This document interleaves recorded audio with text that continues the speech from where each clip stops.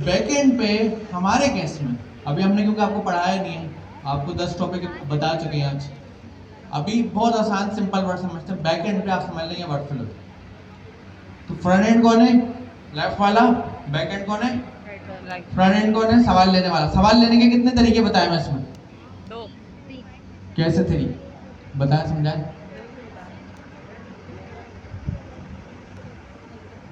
आपने कहा 2, तीसरा कौन सा है? ठीक है। तो सवाल इसने बोला 3 तरीके से आप पूछ सकते हैं। आप लिख के पूछ सकते हैं, आप बोल के पूछ सकते हैं वॉइस में, और या तो कोई बटन लगा होगा उसके थ्रू आप, मतलब यूआई जो आप बनाते हैं। भाई ने इवेंट का नाम लिया लेकिन अभी आसान रखते हैं। ये सवाल किसके पास गया? बैकएंड के पास ना, बैकएंड बोल रहे ना। बैकएंड पे कौन है? Receiver complete command. हाँ, सही नाम बताया। कौन है बैकएंड पे? क्या है नाम? अभी क्या बताया था आपने? बैकएंड पे कौन है?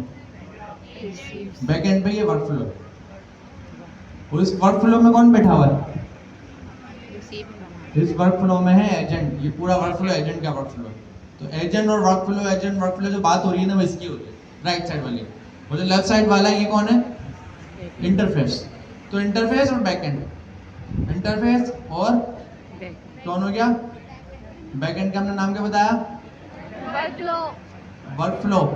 एक बार रिपीट करें, वर्कफ्लो। वर्कफ्लो। वर्कफ्लो का बहुत सिंपल कॉन्सेप्ट है, कोई मुश्किल नहीं है, बहुत सिंपल कॉन्सेप्ट है। मुझे ये बोतल बेचनी है, वर्कफ्लो का कॉन्सेप्ट समझा रहा हूँ। सपोज करें मुझे ये प्रोडक्ट है, सेल करनी है। मैंने आपको कॉल करी, अपना नाम बताया, मैसेज जा रहा है अभी हमारी इस वीडियो के मुताबिक, टेक्स्ट दे रहे हैं, वॉइस दे रहे हैं, यहाँ कोई ग्राफिक यूजर इंटरफेस बना हुआ है। अब एक सवाल मैं आप लोगों से पूछता हूँ, व्हाट इज एजेंट? बताएं।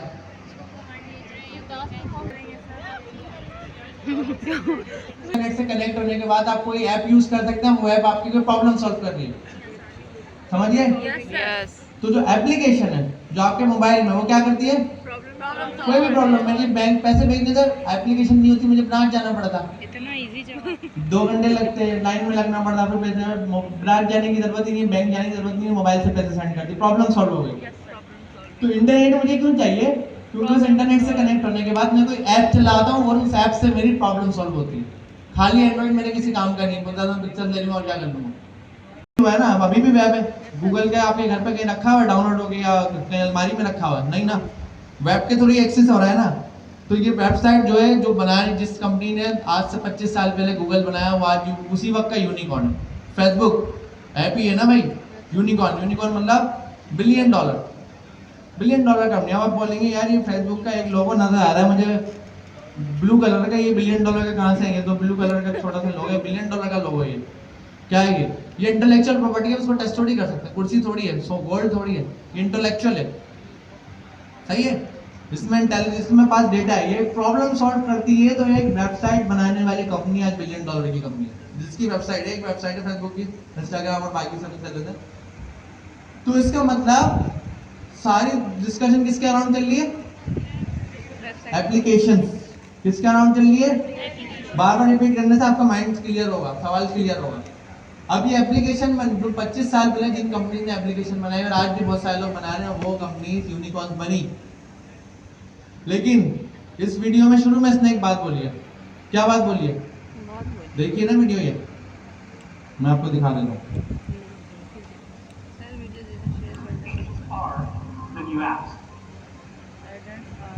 क्या कहा है इसने? ये कितने आपके वर्ड हैं? 1 2 3 4 वर्ड्स। 5 है? 5 वर्ड्स। कौन ट्रांसलेट करेगा 5 वर्ड्स में?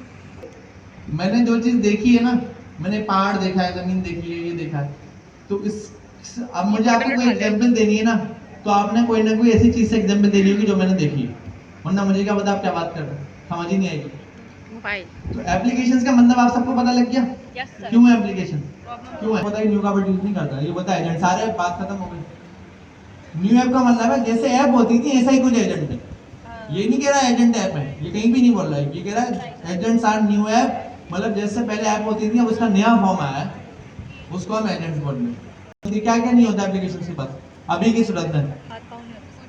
दिमाग नहीं होता, LLM नहीं होता। तीसरा पर्सनलाइज नहीं होती। पर्सनलाइज का मतलब क्या होता है वो भी मैं आपको आगे बताऊंगा। एक तो समझ में आ गया एजेंट न्यू ऐप है। Yes sir. अब समझ में आ गया मतलब अभी AI की दुनिया में जो चीजें बनेंगी उनको हम एजेंट बोलेंगे। वेब की दुनिया में जो चीजें बनती थी उसको हम एप्लीकेशन बोलते हैं। अभी की दुनिया में जो चीजें बनेंगी उनको हम क्या बोलेंगे? AI agents. क्या बोलेंगे? AI एजेंट्स का मतलब समझ में आ गया? कितने लोगों का आ गया रिस्पॉन्स? जबरदस्त। एजेंट्स, थाउजेंड्स ऑफ एजेंट्स चाहिए।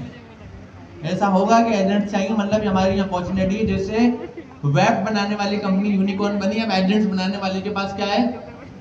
अपॉर्चुनिटी। अब आगे देखें। 1,000 agents to learn. So I think we're going to live in a world where there are going to be hundreds of millions or billions of different AI agents. Eventually, probably more AI. ये क्या कह रहा है? Millions of billion. दुनिया में population कितनी है humans की? 8 बिलियन। 8 billion population.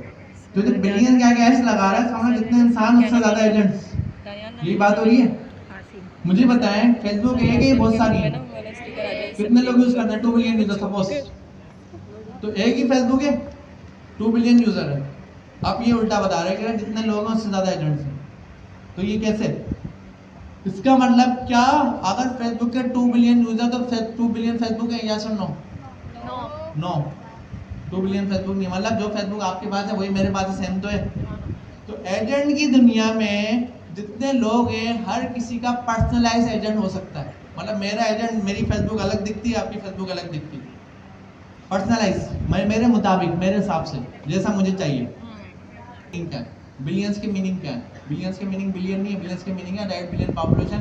8 बिलियन की बात हो रही है, मतलब ऐसी चीज की बात हो रही है कि हर किसी के पास सब पर्सनलाइज होगी। सपोज कर रहे हैं। अब आगे बढ़ते हैं। AI agents than there are people in the world. For the very first time, this is going to be an industry. Actually, probably more AI agents than there are people in the world. मतलब ये क्या कह रहा है? जितने दुनिया में लोग होंगे उससे ज्यादा एजेंट्स होंगे। लोगों से ज्यादा एजेंट्स होंगे।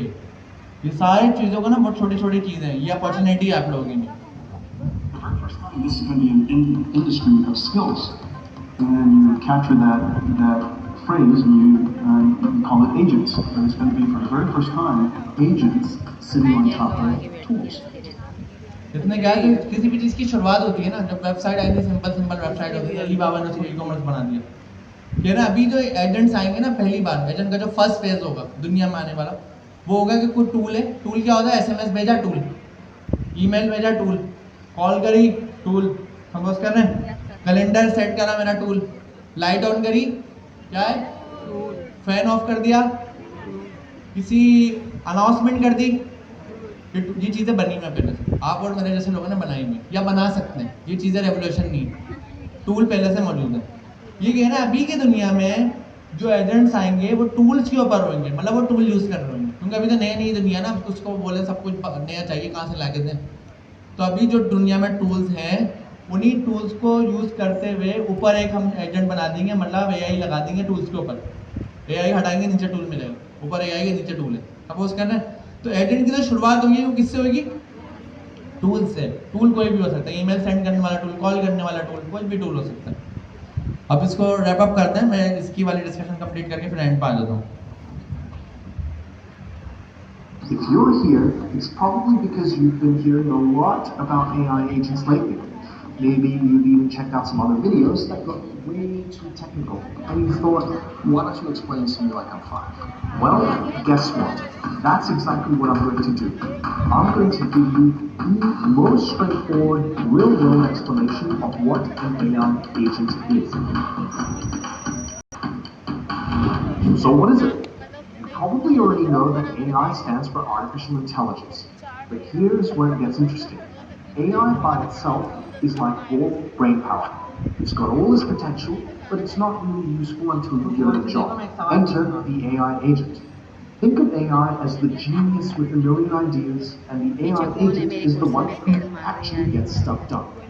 While AI is all about smarts, an AI agent is the practical, hands-on version.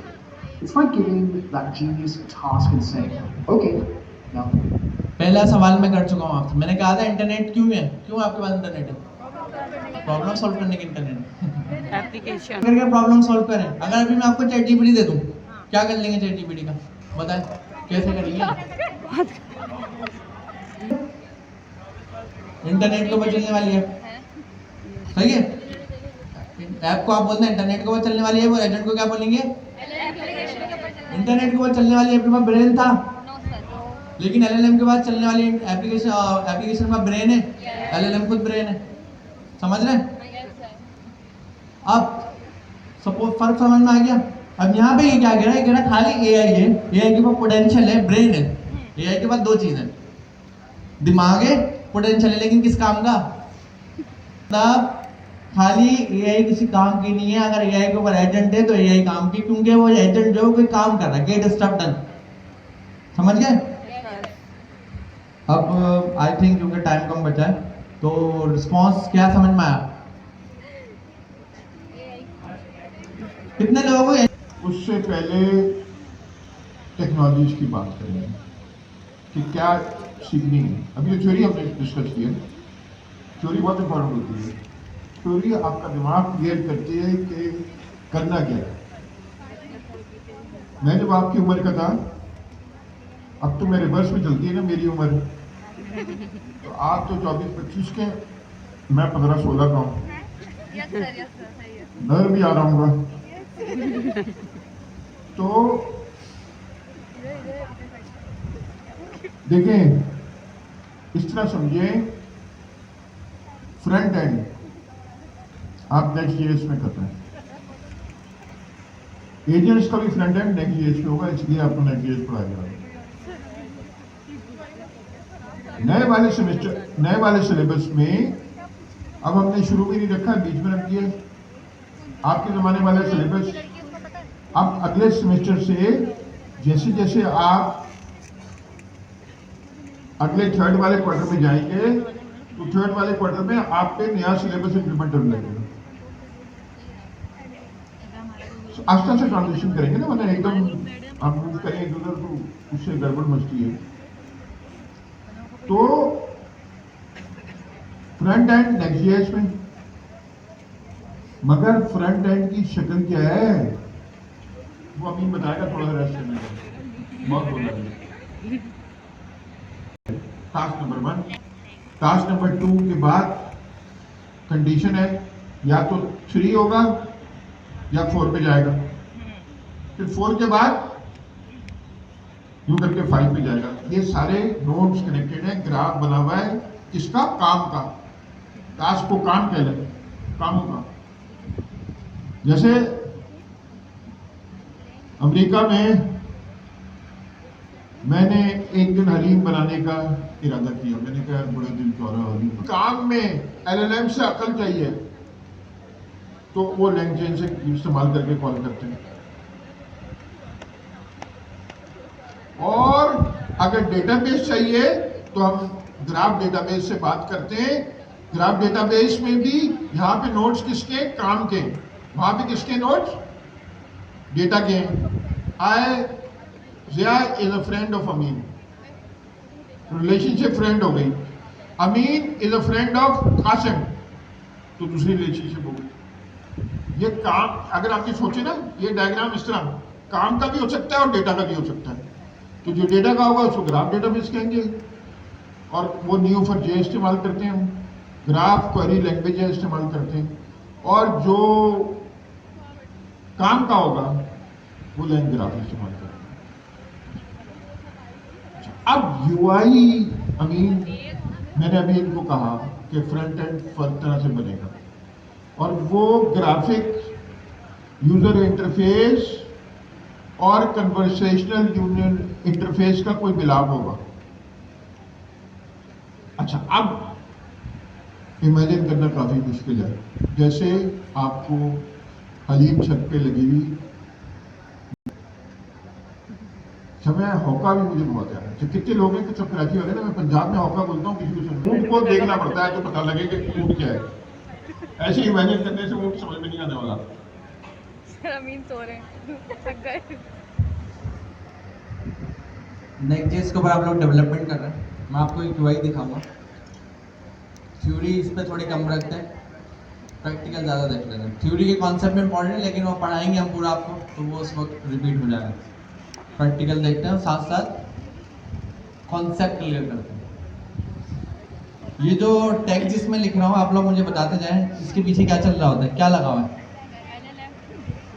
अरे टेक्स्ट जिसमें लिख रहा हूँ यूआई के पर्सपेक्टिव से बात करते हैं। इनपुट फील्ड ना, इनपुट फील्ड लगेगा। अगर मैं इसमें कुछ टेक्स्ट लिख के एंटर करूँगा तो चैट आ जाएगी ना, मेरा प्रॉम और नीचे रिस्पॉन्स, प्रॉम रिस्पॉन्स ऐसा हो रहा था ना। तो उसके पीछे क्या लगा हुआ है? यूएलएलआई लगा हुआ, यही है ना, सिंपल सी तो बात है। व्हाट्सएप की चैट अगर आप देखें आपके माइंड में क्या आता होगा? डेवलपर है, अगर आप बोलेंगे इसके पीछे यूएलएलआई लगा हुआ, यही आता होगा समझ में। और क्या होगा? यहाँ से डेटा जा रहा है और चैट में लगता जा रहा है, वो सामने से रिस्पॉन्स आ रहा है, मेरा रिस्पॉन्स जा रहा है, चैट चल रही है। इसी तरह जीपीटी पे भी होता होगा। अब इस जीपीटी पे आप जो इंटरफेस बनाते हैं, ग्राफिकल यूजर इंटरफेस जो आप डेवलप करते हैं, उस इंटरफेस को आप लोग बना रहे हैं और आपने देखा हुआ, आपको मालूम है फिक्स इंटरफेस होता है, मतलब आपने जो बना दिया यूज करने वाला वो यूज करेगा।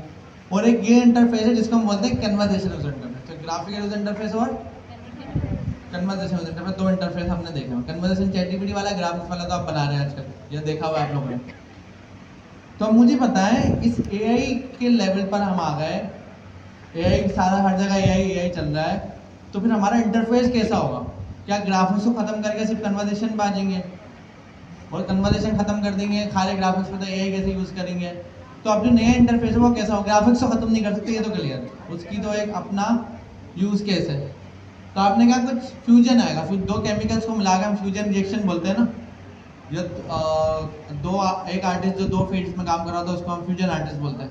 इसी तरीके से हमारी मार्केट में हाइब्रिड बोलते हैं, दो चीज़ों को मिला के कुछ बनाना। तो जो हाइब्रिड यूजर इंटरफेस होगा ये क्या होगा? इसमें कन्वर्सेशन कैसे होगी, ग्राफिक्स कैसे होगा? तो 30 सेकंड का टाइम है आप लोगों के पास। आप लोग क्योंकि डेवलपर हैं, अगर मैं आपको बोलूँ एक इंटरफेस बनाना है हाइब्रिड जिसमें कन्वर्सेशन भी हो, ग्राफिक्स भी होगी, जाहिर सी बात है, और एआई का पूरा आपने एजेंट वेजेंट सब सोच चुके हैं, बता चुके हैं हम आपको। तो डिज़ाइन कैसा बनेगा और क्या होगा? इमेजिनेशन तो हो सकती है ना, 30 सेकंड के लिए सोचें, सोचने का करना करेंगे। चैट आ जाएगी, बस वो इंटरफेस ग्राफिक्स का साथ में छोटी सी चैट लगेगी। कितने लोगों ने ये सोचा? अभी तो हम सोच रहे थे कि आज सोच और बाकी लोगों ने क्या सोचा? क्या डिफरेंट? दिखाता हूँ जो GPT-4 आपने मॉडल पे, मैंने एक मॉडल सिलेक्ट करा GPT-4 विद कैनवस, ये मॉडल का नाम है। मैं यहाँ सेटिंग्स में देख लेता हूँ, अगर कहीं से इसको मैं डार्क कर सकता हूँ थीम को, ये मेरी गेम में डालते हैं। ये देखिए GPT-4 विद कैनवस नजर आ रहा होगा लिखा हुआ। इस पे मैं अगर थोड़ा सा जूम करता हूँ, क्या लिखा हुआ? Collaborate on writing. कोलैबोरेट मतलब साथ काम करेगा राइटिंग करते वक्त और कोडिंग करते वक्त, इसको यूज करते हैं। मैंने पहले बताया था मेरा प्लस का अकाउंट है GPT प्लस का, तो मेरे पास मॉडल्स की लिस्ट आ रही है। आप लोगों के पास जिसके पास प्लस का अकाउंट है उसके पास नहीं आ रही होगी। अब यहाँ पर मैं एक प्रॉम्प्ट देता हूँ, प्रॉम्प्ट में देता हूँ right a article about the benefit of meditation. Meditation के बेनिफिट्स क्या हैं? सपोज करें कोई भी प्रॉम्प्ट दे सकते थे, एक आर्टिकल लिखो। अब क्योंकि हम इंटरफेस बनाना जानते हैं, हमें पता है कि इनपुट लेगा, कोई ना कोई काम करेगा पीछे और इसका जवाब दे देगा, यूआई चलता जाएगा, सवाल जवाब चलता जाएगा, यही समझ में आता है ना हमें। इससे ज़्यादा क्या सोचेंगे यूआई में। अब मैं यहाँ पे एक इंटर करूँगा और आप देखना ये इनपुट फील्ड से क्या करेगा, कहाँ लेके जाएगा। मैं इंटर कर रहा हूँ,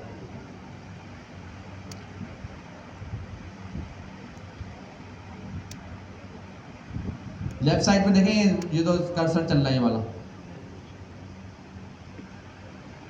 अब मुझे ये समझ में आ रहा है ये चैट जो है वो लेफ्ट साइड पे ले गया, ये वाली चीज़ सवाल करा था ना मैंने, प्रॉम्प्ट भेजा था और नीचे इसने कुछ जवाब दिए, और यहाँ पे जो सर्कल चल रहा था मतलब यहाँ पर सारा काम चल रहा था, वर्किंग इसमें चल रही थी, और जो इसके वर्किंग का रिजल्ट है वो राइट साइड पे है, प्रीव्यू है राइट साइड वाला। लेफ्ट साइड पर चैट है, राइट साइड पर उसका रिजल्ट है, प्रीव्यू है, जो हम वेब ब्राउजर में जाके देखते थे ना अगर हम वेबसाइट बनाते थे। और लेफ्ट साइड पर चैट है, राइट साइड पर जो प्रीव्यू है ये गूगल डॉक्स की तरह है, मैं यहाँ के कुछ भी एडिट कर सकता हूँ। देखें कहीं भी एरर जा सकता हूँ, किसी को भी बोल्ड कर सकता हूँ, ये देखें बोल्ड कर दिया मैंने, और कुछ भी यहाँ पर मिटा सकता हूँ, लिख सकता हूँ। सिंपल को मिटा दिया, देखें मैंने सिंपल की जगह इजी कर देता हूँ मैं, सही है। तो इस तरीके से मैंने कहा, लास्ट में आ गया कंक्लूजन लिखी हुई है, अब मैं बोलता हूँ एक काम करो, इसमें ना इसी आर्टिकल में एक एब्स्ट्रैक्शन ऐड करो। तुम लेफ्ट साइड पे आया कन्वर्सेशन पे, मैंने कहा ऐड एब्स्ट्रैक्शन ऐड करो इस आर्टिकल में, इंटर करा। अब लेफ्ट साइड पे चैट है, राइट साइड पे उसका प्रीव्यू है, मतलब उसका रिजल्ट। और अभी हमने देखा वो प्रीव्यू एडिटेबल है, मतलब गूगल डॉक्स की तरह जाकर मिटा सकते हैं, लिख सकते हैं। इंटर करा, वर्किंग कैसे कर रहे हैं।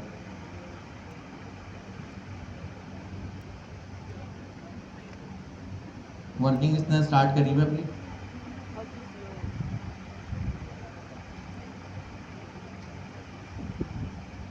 देखें ना, चीज को अपडेट कर दिया, सेम चीज को। एब्स्ट्रैक्शन आपके सामने आई है ना अभी, ये अभी नहीं थी थोड़ी देर पहले, या बोलेंगे जादू हो गई।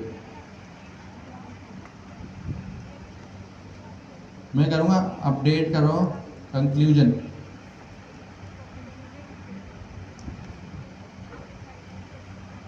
ये देखो अपडेट कर रहा है, देखो पढ़ के से रीड, पूरा आर्टिकल को रीड कर रहा है। देखो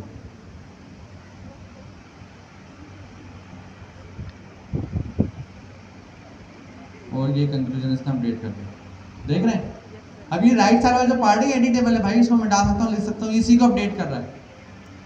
तो यहाँ पर इसने एक इंटेलेक्चुअल राइटिंग एनवायरनमेंट क्रिएट कर दिया मेरे लिए।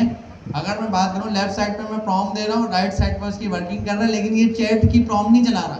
होता है ना, मैंने चैट दिया था, रिस्पॉन्स चैट, उससे आगे निकल चुका है।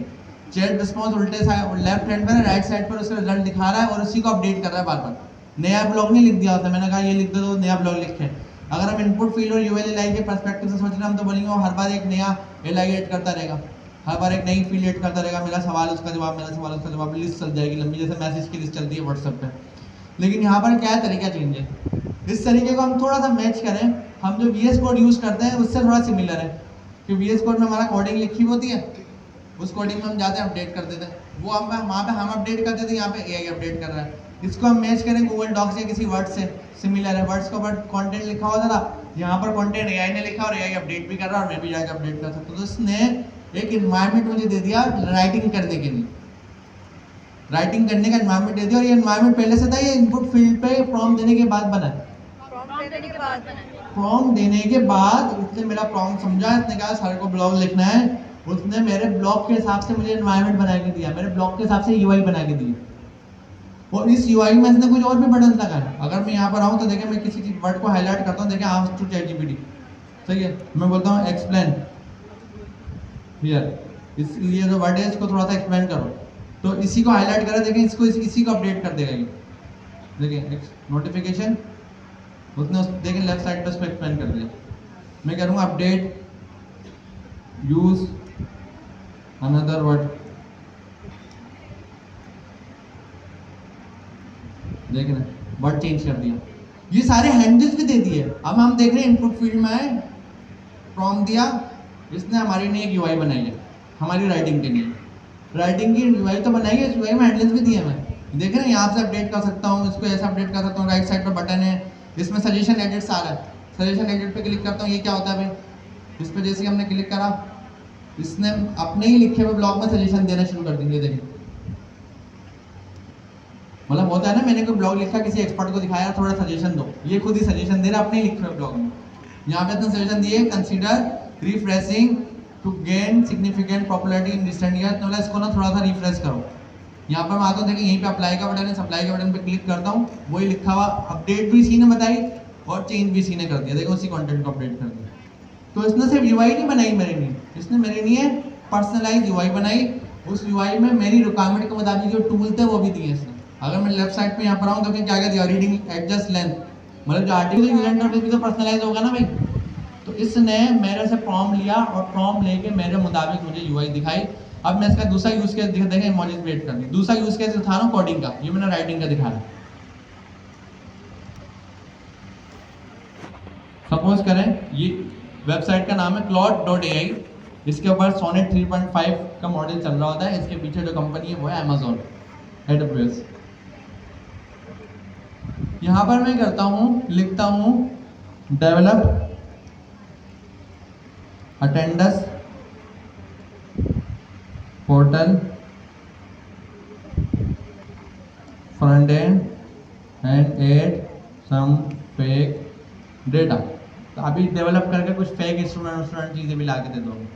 Develop attendance portal, attendance system front end या अटेंडेंस सिस्टम फ्रंट एंड बोल देते हैं, and add some fake data.